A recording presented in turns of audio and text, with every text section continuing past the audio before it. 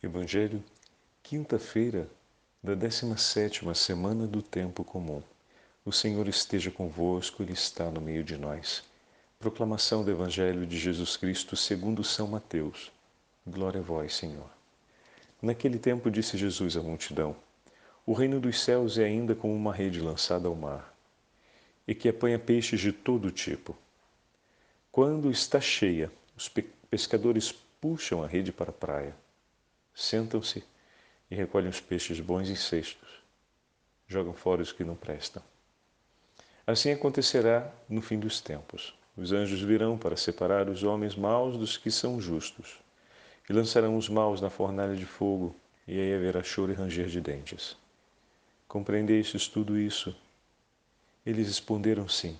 Então Jesus acrescentou: Assim, pois, todo mestre da lei, que se torna discípulo do reino dos céus, é como um pai de família que tira de seu tesouro coisas novas e velhas. Quando Jesus terminou de contar essas parábolas, partiu dali. Palavra da salvação. Glória a vós, Senhor. Quinta-feira da 17ª semana do Tempo Comum, em nome do Pai, do Filho e do Espírito Santo. Amém. Queridos irmãos e irmãs, hoje a Santa Liturgia nos entrega a última parábola do Senhor a respeito do reino dos céus, na sequência do 13º capítulo.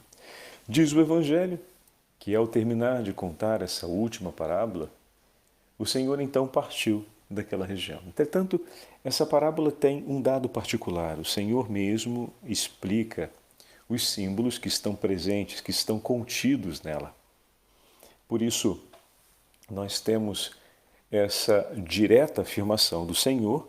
Vemos que se trata de um conteúdo escatológico, porque fala do momento final, mas, sobretudo, um chamado. Em que sentido, Padre Fábio, um chamado? Um chamado a renovarmos no nosso coração, como falamos alguns dias atrás, quando meditamos no domingo, esse mesmo texto, uma esperança, ou melhor, a esperança que nos leva à afirmação, ou que reforça, melhor dizendo, a afirmação de fé. Nós pertencemos a nosso Senhor Jesus Cristo. A esperança é que o Senhor nos busca nesse mar enorme, onde se distribuem muitos peixes e muitas outras realidades que estão ali presentes. A rede lançada sobre o mar recolhe. Bendito seja o Senhor, que vem ao nosso encontro, que não nos deixa vagando no mar, mas nos recolhe na rede do seu reino.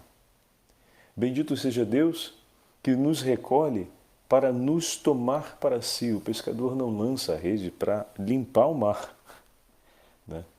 Ele lança a rede para pegar o peixe, para poder trazê-lo e para poder depois tê-lo consigo.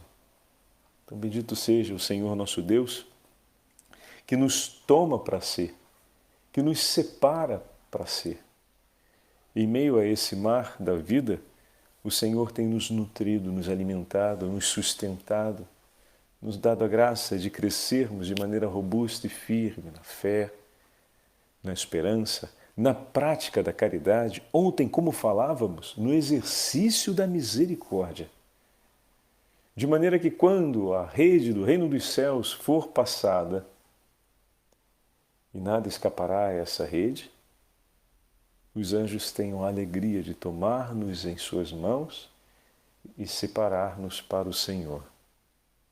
A nossa destinação, o fim último, é estar no cesto do Senhor, ou seja, é ser a alegria do nosso Senhor, ou seja, é ser o fruto do seu trabalho.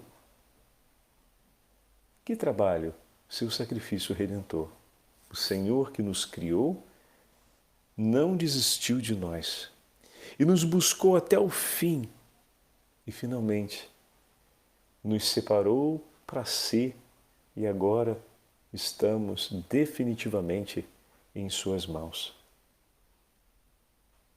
Essa é a alegria, essa é a esperança, essa é a renovação da certeza de fé.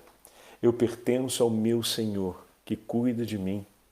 Eu pertenço ao meu Senhor que me busca. Eu pertenço ao meu Senhor que se dá ao trabalho de derramar seu sangue, seu suor, de oferecer sua vida por mim.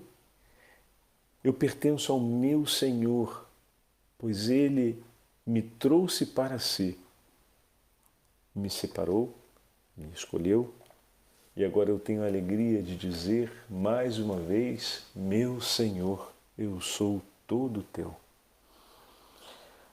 Ah, meus irmãos e minhas irmãs, quanto temos a agradecer a esse Senhor bondoso que dispõe por nós infinitas graças e benefícios de amor, para que não nos percamos e para que permaneçamos com Ele. Como é importante que nós possamos crescer sempre mais na aliança, na amizade com Ele, na comunhão com Ele, na comunhão com os nossos irmãos e irmãs. O texto que ouvimos de São Cesário de Arles ontem a respeito da misericórdia, eu acredito quanto tenha sido tocante e profundo, porque com uma simplicidade única, estamos ouvindo um santo do sexto século escrever a respeito do exercício da misericórdia e dizer coisas tão óbvias, mas ao mesmo tempo tão esquecidas por nós, né? Com uma facilidade a gente esquece das coisas óbvias, né? Aí vem o Senhor e nos dá a graça desse refrigério, ou seja, nos recorda aquilo. E ontem falava coisa bem óbvia: como podemos ir ao Senhor, irmos à igreja diante do seu altar e pedir a Ele a misericórdia, se não temos o coração disposto a oferecer a misericórdia pelo nosso irmão? O nosso pecado contra o nosso irmão, ou do nosso irmão contra nós, pode ter sido grave. Muito mais grave é ofender a face de Deus. E Deus misericordioso e bom nos perdoa quando nós não temos condições de reparar o mal feito contra Ele, porque é desproporcional a grandeza do Criador com a criatura, e é um ato absurdo que a criatura ofenda o seu Criador, mas o seu Criador, em grande ato de misericórdia, lhe perdoa quando a criatura lhe pede perdão. Concede o seu perdão. E aqui a gente lembra logo daquela parábola do que Jesus conta a respeito do homem que devia tanto ao seu Senhor, que pede que tenha misericórdia dele, o seu Senhor tem misericórdia dele, e depois ele pega o colega pelo pescoço e o esgana e diz: você vai ter que me pagar as 100 moedas que você me deve. E aquele dali pede um tempo e ele não aceita, ele faz o mal, o manda no cárcere. E aí então os companheiros vão falar com o Senhor o que ele fez, e o Senhor fica indignado e diz a ele: eu tive, a sua dívida era realmente impagável e eu te perdoei dessa dívida. Não deveria você fazer o mesmo com teu irmão? Pois ele te devia apenas 100 moedas e ele teria a possibilidade de lhe pagar por aquele mal que aconteceu ou por aquela dívida que foi criada e você não aceitou. Então, a gente ontem ouvindo São Cesário de Arles falando sobre isso, sobre a misericórdia, se acende outra vez no nosso coração aquela chama.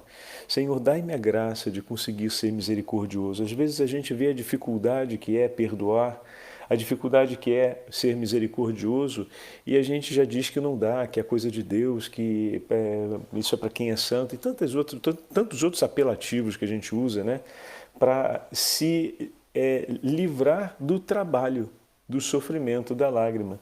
E esquecemos que a gente pode pedir a nosso Senhor: ajuda-me a ser misericordioso. Ele que é misericordioso conosco, que é disposto a perdoar o nosso pecado, não estará disposto a te ajudar a ser misericordioso? A questão é se você pede. Que é difícil a gente já sabe. A gente não precisa explicar muito para entender como é que é difícil a gente agir com misericórdia e perdoar o nosso irmão.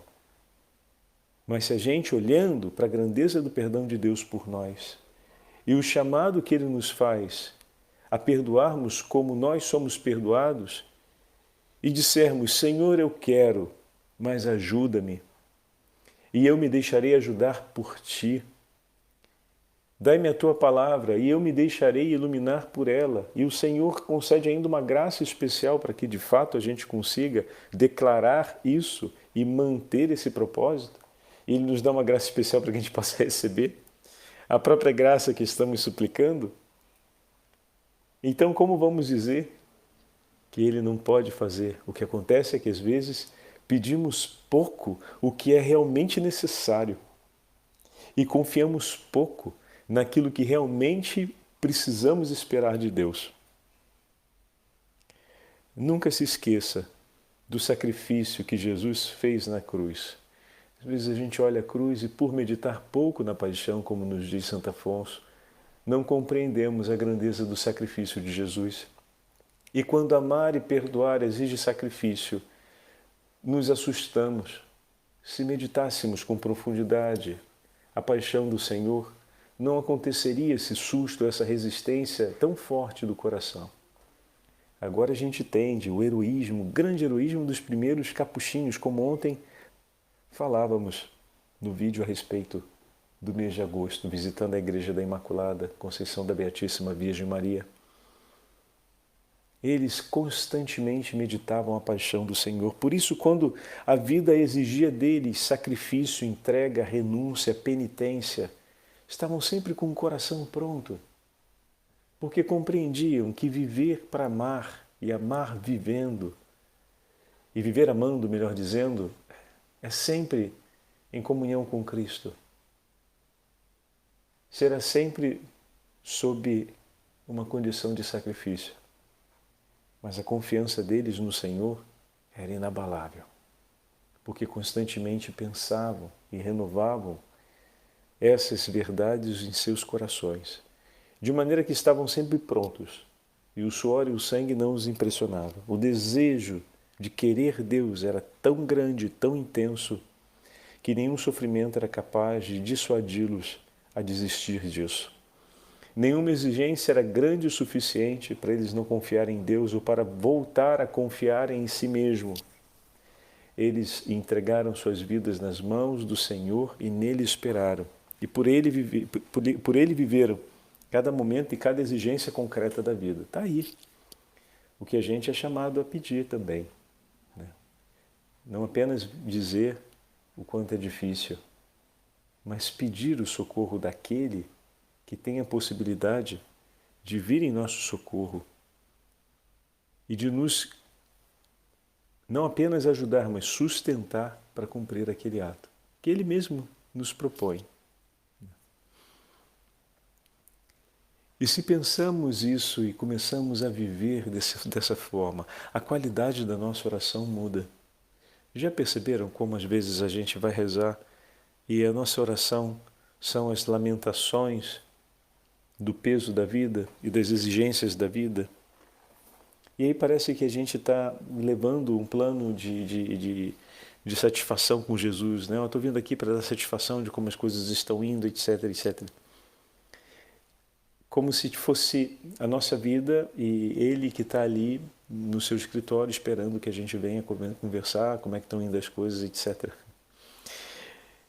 Às vezes a gente consente uma condição que parece que estabelece uma distância na proximidade com o nosso Senhor. Enquanto os santos nos testemunham exatamente o contrário. Eles estão o tempo inteiro ali com o Senhor. Não tem um único momento da vida que não se passe pensando nele. Por isso, cada vez que surge uma dificuldade ou uma situação concreta, o primeiro pensamento vai sempre para junto do Senhor. Não tem um momento na vida dos santos em que eles tentaram fazer do jeito deles, aí não dando certo, ou dando muito certo, foram falar para o Senhor, olha, não deu certo, me ajuda. Ou então, olha, deu muito certo, viu como é que foi legal? Eu queria agradecer o Senhor. Porque tudo o que eles fizeram sempre a partir daquilo que o Senhor lhes pediu. Então, viver essa passagem na nossa vida, estarmos de tal forma próximos do Senhor e em diálogo com Ele, de maneira que o fluir da nossa vida seja a expressão da sua vontade. Vamos devagarzinho, mas com decisão quanto a isso. Senhor, eu quero praticar o que o Senhor me pede. Eu quero me dispor pela Tua Palavra. Guia meus passos. E a cada momento da vida, vive dialogando com o Teu Senhor, fala mesmo com Ele, sabe? Sobre o que está acontecendo, fala sobre a sua dificuldade de colocar em prática essa ou aquela exigência, mas fala sobretudo da grande vontade que você tem de se sentir ajudado por Ele e de não se separar dele. Porque cada vez que a gente fala isso, o nosso coração revigora-se no amor por Ele. Não basta apenas não desejar pecar ou pensar grandemente no amor. As duas coisas vão juntas. Eu não quero realizar aquilo que é mal aos olhos do meu Senhor, porque eu amo tanto, e pensando todo o amor dele por mim e renovando o amor que sinto por ele, normalmente, ou naturalmente, melhor dizendo, vai surgir aquele detestar sempre mais o que possa ser causa de tristeza para o coração do Senhor. Que o amor cresça, porque crescerá sempre a decisão de amar. Que a misericórdia entre vós aumente e participaremos sempre mais na grandeza da misericórdia de Deus. Que a comunhão entre nós se revigore e o vigor de Deus será sempre a nossa força. O Senhor esteja convosco, Ele está no meio de nós. Pela intercessão da Beatíssima Virgem Maria e de Santa Lídia, abençoe-vos o Deus Todo-Poderoso, Pai, Filho e Espírito Santo. Amém.